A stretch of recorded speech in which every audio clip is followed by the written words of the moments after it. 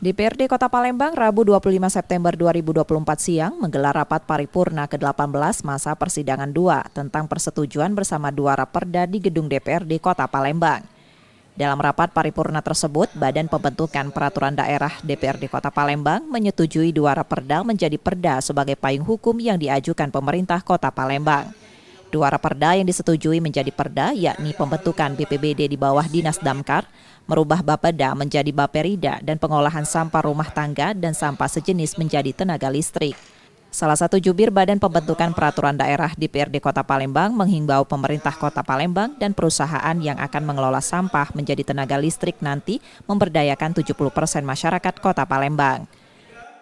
Pembahasan rancangan 2 peraturan daerah dan persetujuan bersama. 1. Raperda tentang perubahan keempat atas peraturan daerah nomor 6 tahun 2016 tentang pembentukan dan susunan perangkat daerah Kota Palembang. Ini sudah disampaikan. Kemudian raperda tentang perubahan kedua atas peraturan daerah nomor 3 tahun 2015 tentang pengelolaan sampah rumah tangga, sampah sejenis sampah rumah tangga. Sudah di persetujuan bersama DPRD Kota Palembang dan pemerintah Kota Palembang. Sementara itu, PJ Wali Kota Palembang menyambut baik persetujuan 2 raperda tersebut karena 2 raperda tersebut merupakan wujud komitmen pemerintah Kota Palembang tentang permasalahan lingkungan di Kota Palembang. Bahwa kami, eksekutif, legislatif, kerja, tolong di stressing itu.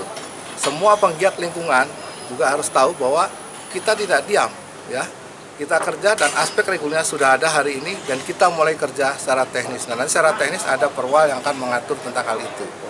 Dan mudah-mudahan ini semua menjadi solusi bagi permasalahan sampah Kota Palembang.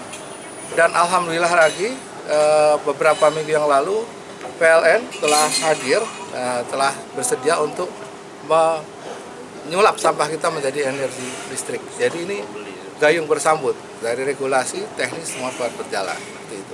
2 perda tersebut sendiri berbiaya 4 triliun rupiah.